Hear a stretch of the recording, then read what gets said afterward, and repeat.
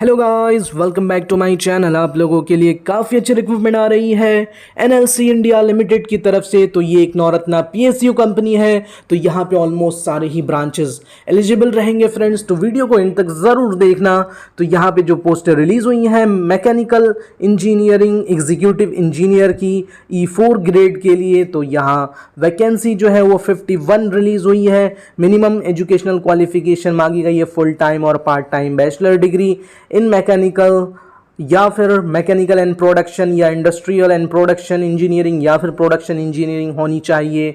और यहाँ पे length and area of post qualification और वर्क एक्सपीरियंस भी मांगी गई है friends. Length of post qualification experience जो है E4 ग्रेड के लिए 5 ईयर्स मांगी गई है, जिसमें area of qualification in area of power station construction या फिर इरेक्शन या कमीशनिंग या फिर ऑपरेशन मेंटेनेंस इन कोल या फिर lignite based thermal power station with units of 200 megawatt capacity and above होनी चाहिए।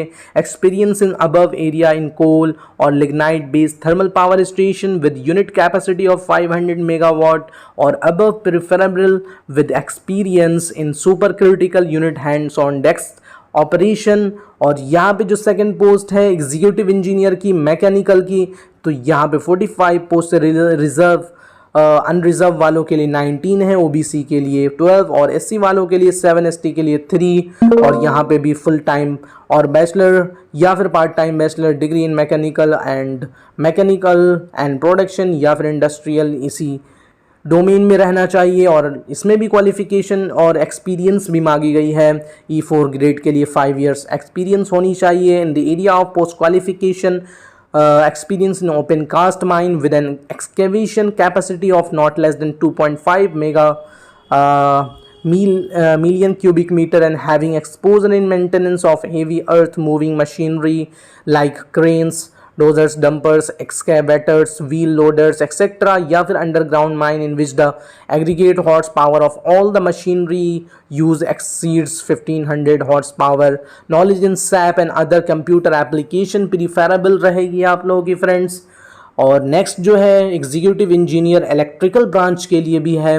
तो यहाँ पे 22 पोस्ट रिलीज हुई हैं। फुल टाइम या पार्ट टाइम बैचलर डिग्री मांगी गई है। तो ये आप लोगों के साथ बेनिफिट रहेगा। यहाँ पार्ट टाइम भी बोला गया है, तो इसका मतलब आप लोग समझ सकते हैं फ्रेंड्स। और यहाँ पे आप लोगों की एक्सपीरियंस मांगी गई है E4 ग्रेड में 5 ईयर्स की, जो आप लोगों का डोमेन रहेगा in area of power station engineering, construction, erection, commissioning, operation, maintenance of electrical equipments, system in coal और lignite based thermal power station with units of 200 megawatt capacity preferable जो मांगी गई है in above area in coal lignite based thermal power. इसी तरह आप लोग देख सकते हैं next executive engineer electrical E4 grade की 23 पोस्ट रिलीज हुई हैं। इसमें भी फुल टाइम और part time bachelor degree in electrical and electronics वाले, power engineering, electrical instrumentation and control, power system engineering, power system and high voltage engineering, ये सारी चीज़ें रहने वाली है। एक्सपीरियंस इसमें मांगी गई है 5 ईयर्स की।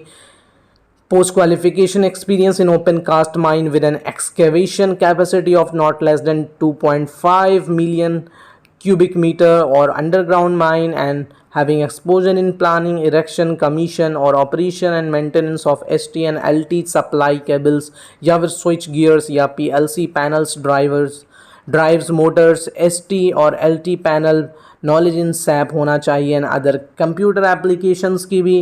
और यहाँ नेक्स्ट ब्रांच इसमें और भी हैं, इलेक्ट्रिकल में और भी जो है पोस्टर रिलीज़ हुई है E4 कैटेगरी के लिए।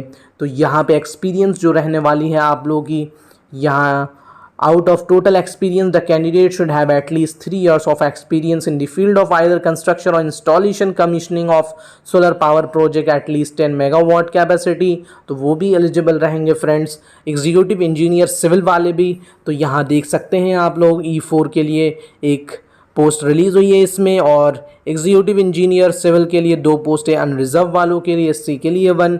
यहाँ पे फुल टाइम या फिर part time bachelor degree in civil या फिर सिविल एंड स्ट्रक्चरल इंजीनियरिंग मांगी गई है।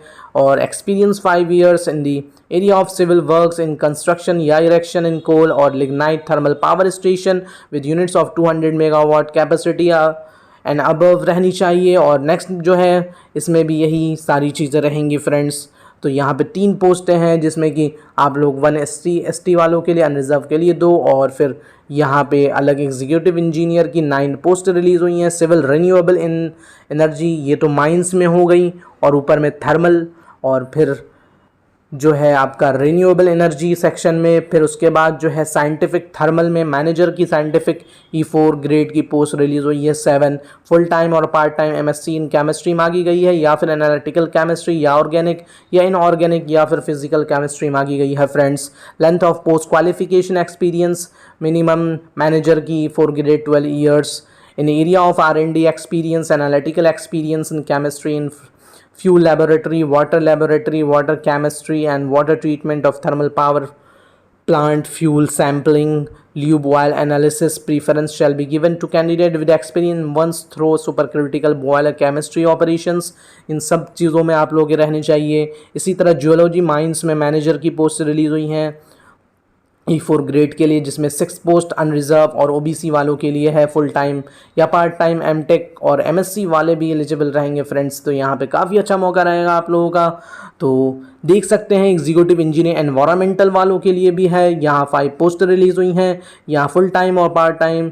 बैचलर डिग्री इन एनवायरमेंटल इंजीनियरिंग, या फिर bachelor degree in engineering and environmental engineering, any engineering degree with PG degree, या फिर डिप्लोमा इन एनवायरमेंटल इंजीनियरिंग मांगी गई है। 5 इयर्स की एक्सपीरियंस मांगी गई है इसमें। इंडस्ट्रियल इंजीनियरिंग एग्जीक्यूटिव इंजीनियर की पोस्ट रिलीज़ हुई हैं, केमिकल माइंस की। तो फ्रेंड्स अगर आप एलिजिबल हो तो बहुत सारी पोस्टें पब्लिक रिलेशंस वालों के लिए भी है, और यहाँ पे DGM की भी पोस्ट जो है वो HR में, और मैनेजर की HR में, ये सारी चीज़ें जो हैं वो रिलीज़ हुई हैं फ्रेंड्स। तो काफ़ी अच्छा मौका रहेगा अगर आप लोग यहाँ पे देख सकते हैं। ग्रेड E4 वालों का जो है इसमें, और E3 के लिए जो है 36 अनरिजर्व, और EWS के लिए और OBC के लिए 39, SC वालों के लिए 41 और ST के लिए 41, E3 में 32 अनरिजर्व और EWS, OBC 35। यहाँ पे ये सारी एज लिमिट बताई गई है एज ऑन 1 अगस्त 2022। और यहाँ पे स्किल की हम बात करें तो E4 के लिए 70,000 से लेकर 2 लाख रखी गई है। E3 के लिए 60,000 से 1,80,000। CTC जो है 17.4 लाख E4 के लिए, तो काफ़ी अच्छा मौका रहेगा फ्रेंड्स। और E3 के लिए 14.92 लाख की CTC बताई गई है। यहाँ पे आप लोग का जो सिलेक्शन होने वाला है, तो on the basis of will be based on written test. तो यहाँ पे 80 मार्क्स के आप लोग का एक रिटन टेस्ट कंडक्ट कराया जाएगा for evaluation of professional knowledge, followed by personal interview. 20 marks का होगा, जिसमें टोटल 100 मार्क्स के होंगे, जिसमें 80 मार्क्स का रिटन टेस्ट और 20 मार्क्स का जो है वो interview. The minimum qualifying marks भी बताई गई रिटन टेस्ट में 50% फॉर अनरिजर्व और EWS, 40% फॉर OBC, NLC और बाकी अदर कैटेगरीज के लिए। Candidates who qualify written test will be permitted to attend personal interview based on short listing criteria. The final selection shall be in the order of merit based on the total marks scored by the candidate out of 100. Sum of the marks scored in written and personal interview ensuring due reservation.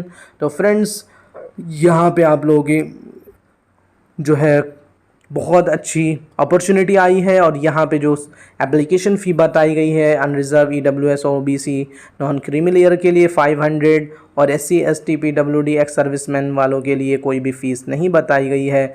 बस यहाँ पे जो है processing fees आप लोगों की रहेगी 354, और अनरिजर्व EWS OBC वालों के लिए इंक्लूडिंग रहेगा 8, यानी टोटल जो हो जाएगा 354 प्लस करने के बाद 854।